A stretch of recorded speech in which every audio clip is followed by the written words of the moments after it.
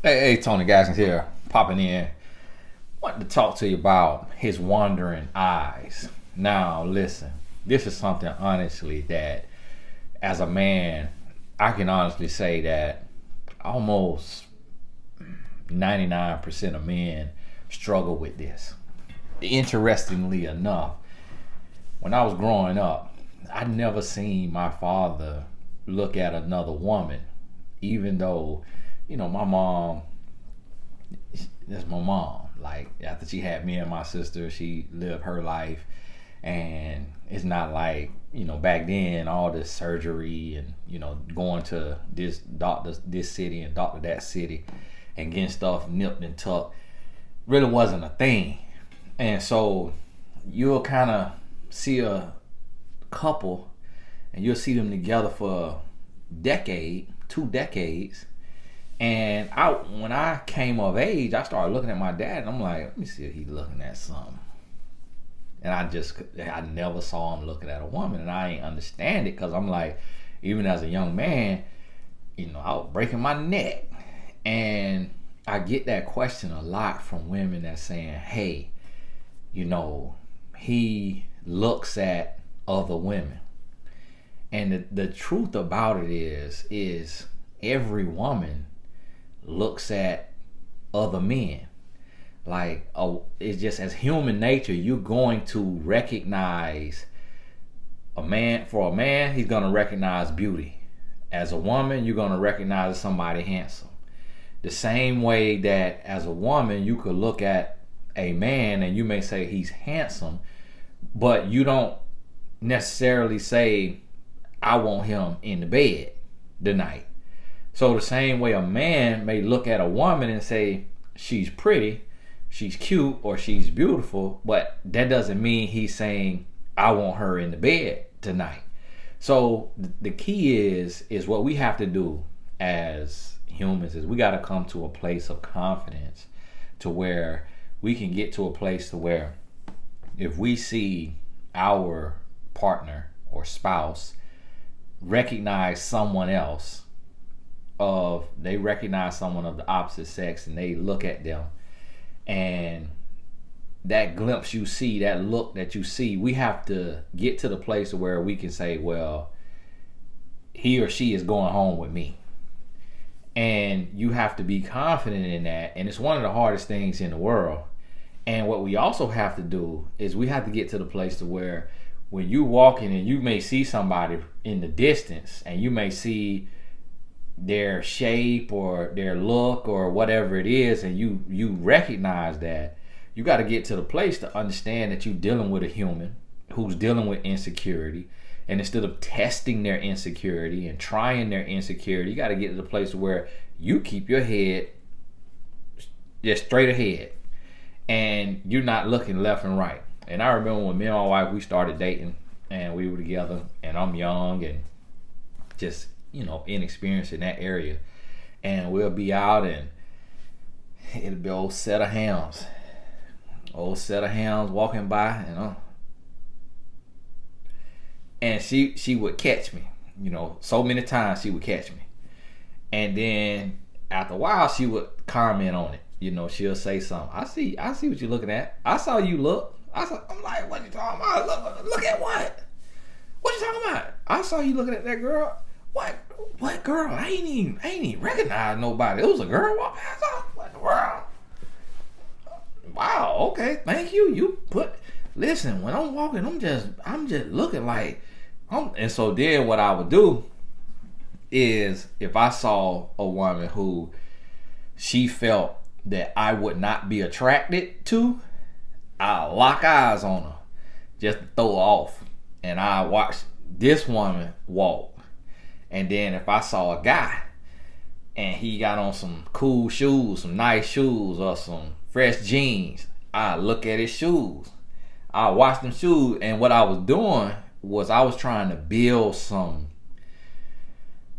credit, to where I was trying to convince her that I look at everything and I look at everybody. So stop worrying about when I look at, a pretty woman. And then I had to grow as a man and realize, because when she was pointing that out, I had to come to the point to realize, hey, you remember the good book says if you lust in your heart, you've already committed adultery. And you got to have enough self-control, and you got to get to the place to where you can, if you scan in the room or you walk and you see somebody, if you see them, you don't stare at them. You don't stare at this woman to the point that you began to lust, or don't even stare at her to the point that it looked like you lusting. Don't let your good be evil spoken of. So you got to mind your business, go on about your business. And see, this one thing I realize now, to a certain degree, you know, building a brand online, I realize that a lot of the women that I see in public that is just staring at me really hard, I've come to realize now it's because they recognize me from YouTube or Facebook. But for a while, I was like, for a little while there, I'm like, man, women always be talking about men looking at women like, women looking like counting the teeth in my mouth. But then after a while, each woman that would do that, she would come up and say, hey, are you on YouTube? Are you on Facebook? And I'm like, oh, yeah. What's your name? Now I'm going to tell you, I was in Jamaica. I'm in Jamaica. And I'm in the line. Getting something to eat. A little Jamaican lady came up to me. A little Jamaican young lady. She in her 20s. And she's speaking patois, but I could understand her. And I ain't gonna try to duplicate it because my wife tell me my patois is terrible. She come up, hey, is your name Kevin? I say, what? No, ma'am. You Kevin Hart? Is that what you talking about? But I started to realize a lot of people, and then there was a few other people that, there was a few other women, and you know, some of them, they in bathing suits and, you know, with splits on it and, you know, revealing clothes, and they would be staring, but then they would come up to all of us, me and my wife and my sons, and hey, I follow you online. And so that kind of got me out the mindset. But then every now and then, when I was, you know, kept getting caught looking, I started looking at my wife, and I see this guy coming, and I see he's 6 foot tall, muscular. All right, let me watch these eyes.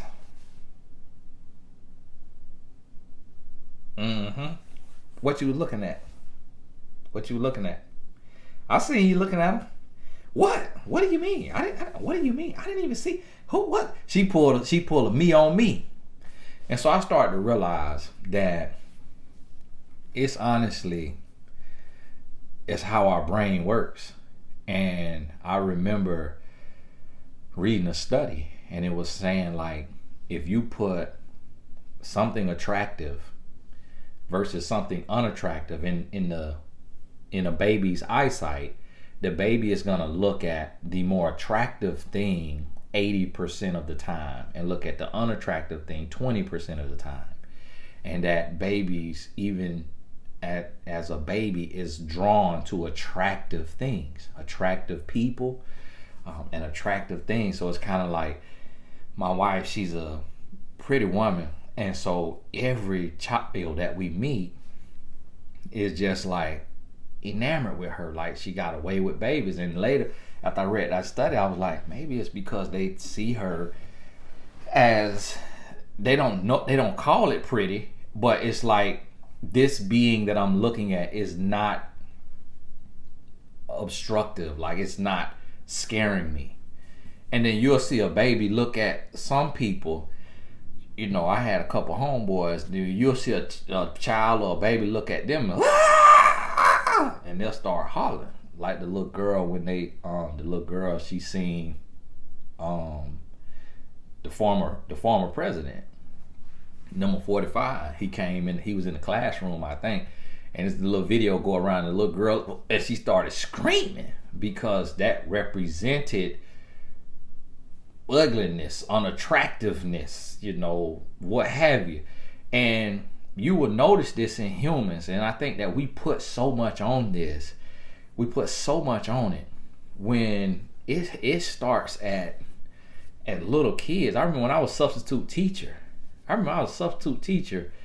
and substitute elementary. You got 4th and 5th graders, and the little girls in the classroom. Yeah, Mr. Gaskins, such like you. Like, you 9 years old, 10 years old. What is you talking about? Come here. You going to the office. Come here. You going to the office. This right here ridiculous. And so I started to realize that same thing, vice versa. Young boys.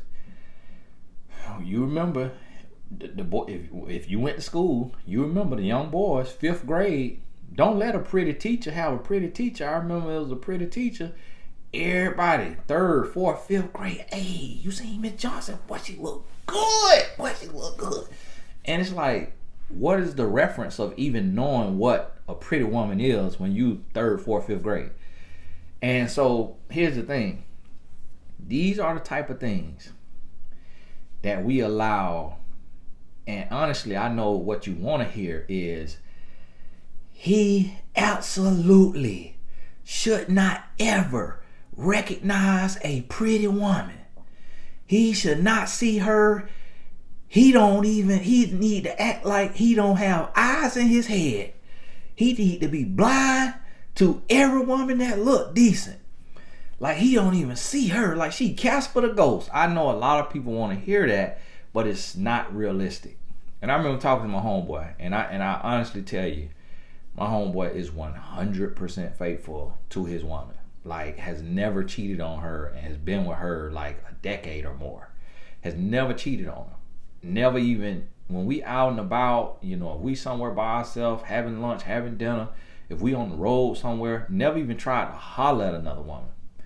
And I remember talking to him one time. I'm like, man, hey, bro, look, I can't be like, when you see a pretty woman, don't be mentioning it to me. Like, don't be looking, and I can't be looking. Because I remember one time, years ago, when I just started to build my brand.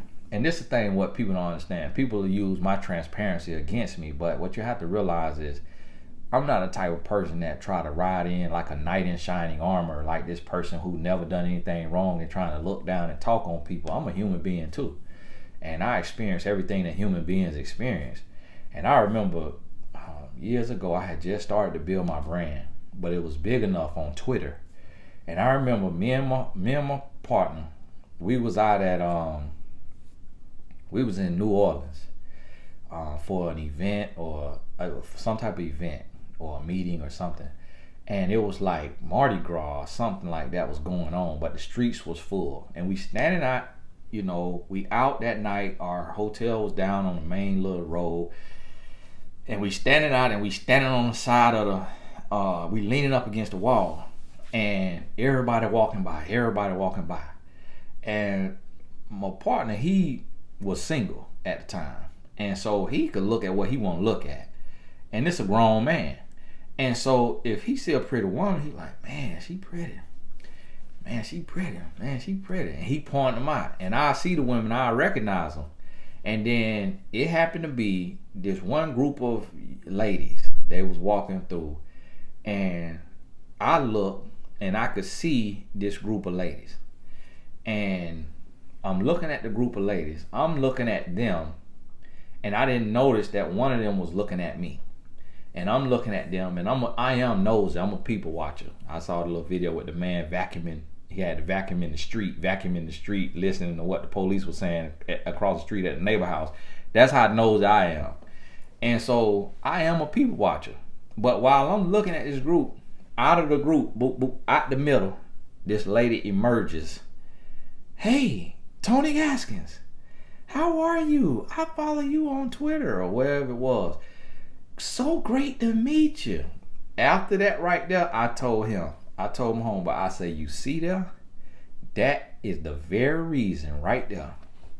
That's the very reason right there that I have to make sure that I'm doing the right thing in my eyes and I'm watching my eyes. Now, see, that's a personal thing. And this is something that even being a public figure and having a brand that I still had to work through and struggle with. So if somebody doing something and their brand and their image is connected to their livelihood and their respect and all of those things, if people like myself, it's a lot of y'all who is somebody respectable in your community that has got caught in a cheating scandal. Yes, there's a lot of y'all pastor that went through a divorce or got caught cheating. A lot of y'all principals, a lot of y'all presidents, a lot of y'all police officers. And these are people with a name who respect it. So I say that to say humans are going to human until the human develops and grows. And so what we have to do in the process is we have to understand the human process, and we got to understand growth, and we got to understand the heart and the mindset of the person we're with, and we got to really know that person. So I realized too, I remember I was like, if I ever see my wife look at a man, what I immediately have to do is remind myself how hard it was for me to get her, to get her to drop her guard. Because immediately my mind will want to say, oh, you lusting after that man, or you like that man. When I realized and then I had to later remind myself of the times to where we would split up in the mall, for me to go to this store, her to go to that store, and then we'll be coming back together. And while we coming back together, I would see her a mile away, and she literally would walk right past me. I remember one time I was getting a facial or a massage or something, and she left to go somewhere while I was getting that done. And then when I was done, I didn't feel like sitting there, and she was on the way coming back for me. And this was a empty road. This was an empty road in like a residential area. So I left and I started walking, and she coming. I literally kind of stepped out in the street, and I'm like waving, and she rolled right past me. So I saw over and over and over so many times that my wife has tunnel vision. That it'll look like she looking right at me, and she's not even registering me. So I had to realize that, and her vision is not the greatest, I can't look through her glasses with the medicine that's in them glasses. I can't look through them. She got contact. So I had to remind myself of this. To remember, if I ever feel insecure, like, did my wife look at that man? Did my wife see that man? I had to remind myself who she is and who I'm with. Now, if you with somebody, if you're a woman and you with a man, and yes, he's cheated on you multiple times, then his gazing, his wondering, I mean something. If he is a no good, sorry man, then that means something. But at the same time, why you with him? Why you putting up with him? If you've been cheated on so many times, and he still got a wandering eye, online, offline, then what's going on? And here's the thing. I'm explaining human behavior, but I'm not excusing it. So what you got to realize, that an explanation is not an excuse. I want you to understand it, but it don't excuse it. So here's the thing. If a person has a wandering eye, then yes, that person is capable of growing and developing the ability to have tunnel vision, and also, if anything, to be respectful to you. So if you with a partner who is looking upon other people with lustful eyes, online, offline, and you address that and you express how that makes you feel, and they continue to do that, then that is blatant disrespect. And I try to, and it's some women who, in the past, when I talked about this years ago, it was so many women who was like, oh, it's easy not to look at somebody, and oh, that's easy, and oh, that shouldn't even be a thing. And I remember talking to men about like not looking at a woman, and so many men saying, man, that is stupid. That is a waste of time. I'm not finna torture myself like that. If I see a pretty woman, I'm finna look at her. As long as I don't try to go talk to her, ain't nothing wrong with looking at somebody that look pretty. somebody that look good, somebody that got a nice shape. And that was the general consensus. And I was like, you know what? Okay, that's how they feel. And I had to listen to that as a human and realize that everybody see things differently. Everybody at a different place in their life. And I have different reasoning. A part of me being faithful in my eye gate, a part of me being faithful in another incentive is the purpose that I'm called to where if I didn't have the same purpose, would I have the same conviction about it? And the answer is no, I wouldn't have the same conviction. It's just like if you're a pro athlete and the rule is that you can't smoke marijuana, a lot of pro athletes are sacrificing that desire to smoke or do any type of illegal drug because of their responsibility. But then if they don't have that responsibility, they may be more prone to give in to that feeling or that desire that they have. And so it's like with whatever you do, it's like even when you're a lawyer or a school teacher or a pastor, it's things that you may say, I want to, do this. I want to go to the club, or I want to go to the casino and have a little fun. I ain't going to spend nothing but, $100. But if you're a pastor, you have to sacrifice that desire to go to the casino and spend $100 because that'll be looked down upon and you'll be in sin and people will be judging you. So the same thing happens is when you're in a relationship, just because you're human and you can see other people, beautiful people that you think, are attractive, and just because you have eyes does not mean that you get the right to look without remorse, without any inhibition, because you're human. Like, yes, I understand it's a human thing. So on one side, I saw women saying, oh, that's absolutely unacceptable. That is a shame. I don't understand men. I don't know why it's so hard for men. That should not be hard. That's so easy. And it's like all of these holier than thou. And I think a lot of times those women may not even realize what they're saying to themselves when they're looking at a man.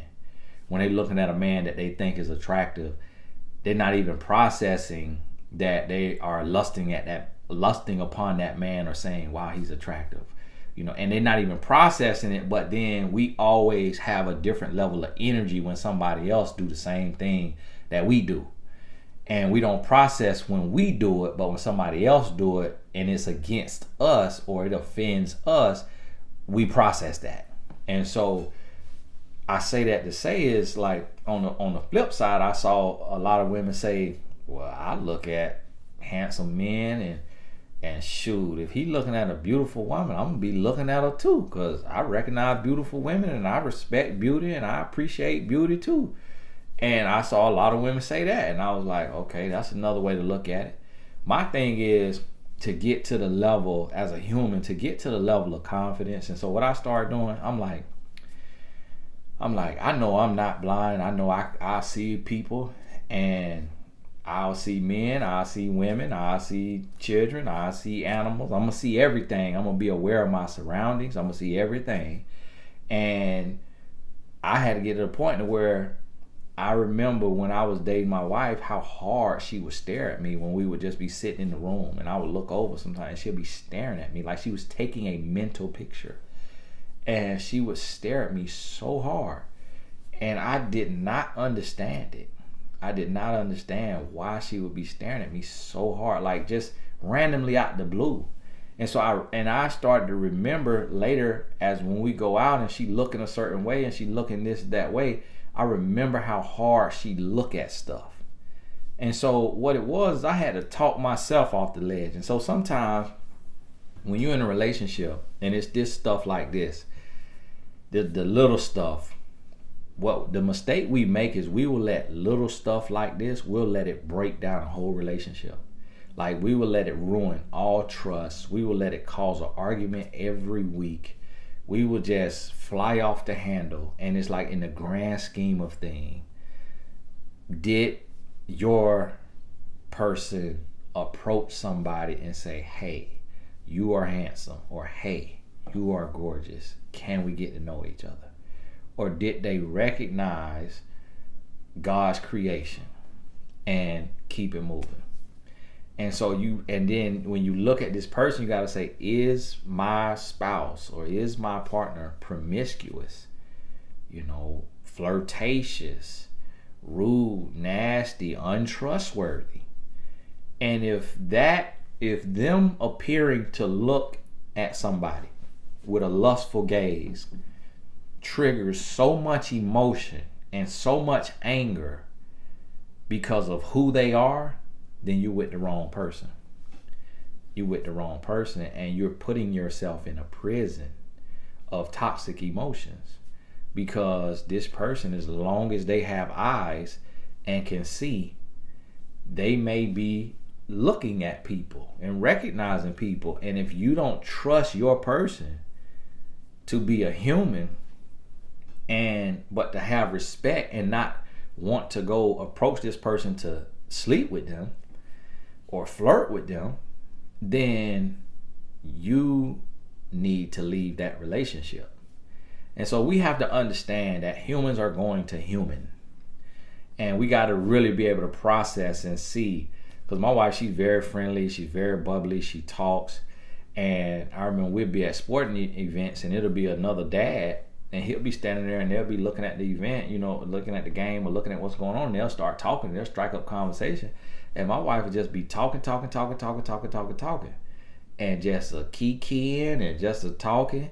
And see, me coming from toxicity, me coming from abusive relationships, controlling relationships, me coming from that type of environment, that right there, I'm like, hold on, nah, what's going on? And I remember there's been a few times over the course of our relationship that I said something to him. I'm like, listen, nah, you doing too much talking. You doing a little too much talking. But then I had to realize, say, look, you got to remember who you with. Like, you got to remember that this dude not you. That he not you in no way, shape, or form. And that if a dude is kind of like you, she don't even give him no time of day, no energy, because he know he could be attracted to her. It's like, you got to remember, this is a middle-aged, balding white guy, with, beer body. Like, this is nothing near no attraction. And even if the guy was attractive, you got to remember who you with. The way she treats you, the way she see you, what you bring to the table. And you got to be confident in yourself. You got to know who you are. You got to know what you bring to the table. And you got to be like, hey, if my partner does something crazy, that's their loss. And I was insecure coming into the relationship, and I started to ask my wife, and I started to say to her, after some time passed, after a few years, I'm like, why you don't be tripping like when I'm coaching, a pretty woman? I'm like, why you don't be tripping when I'm, out and I'm around so many women at a seminar? I'm like, why when I'm in the hotel on the road, you're not blowing my phone up? Like, why you not asking me to get on FaceTime like some of my male clients tell me that their lady does, to get on FaceTime, and they got the show under the bed, they got the show behind the shower curtain, they got the show all throughout the room to prove that it's no woman in the room. I'm like, why you don't do that? And she said, because I'm confident in who I am. And if you stupid enough to cheat, that's your loss. She's like, if you stupid enough to do something like that, that's your loss. So she's like, I'm not finna drive myself crazy to where I can't sleep and I'm worrying about who you looking at and who you talking to and what you doing. She's like, because if you doing something crazy, it's gonna come out. And that thing just was so, and she just showed me that over and over and over and over, just like confidence. And it made me start to feel stupid, like, man, well, I got to get out of this old hood, toxic, controlling mentality, because that's how I saw relationships, toxic and controlling growing up. I didn't see like healthy, whole relationships where people operating from confidence. I saw a bunch of insecurity. And I think that's what happens with us as people. We see that so often. So I say that to say, this is not to excuse the behavior. This is to explain the behavior that you're dealing with a human. Humans are going to human. And you got to be able to evaluate that person. Their heart, evaluate their heart, express to them what you need from him or her, express what you need based on how you feel, and then really evaluate if you're being insecure and overbearing, or if he or she is being disrespectful and just, blatant disrespect and disregarding your thoughts, feelings, and emotions, and if what they're doing actually means something and they're doing it anyways. So you really got to come to terms with that and be real. And if you're being disrespected, and you know it's wrong, and you know that their intentions are wrong, and that their heart is in the wrong place, and that they're capable of doing you wrong if they keep, looking at this person when y'all walking through the mall, or, looking at a picture online, then you got to address that. And if that doesn't get stopped, then it's time to reconsider the relationship. Hey, this is Tony Gasson. God bless you. We'll talk soon.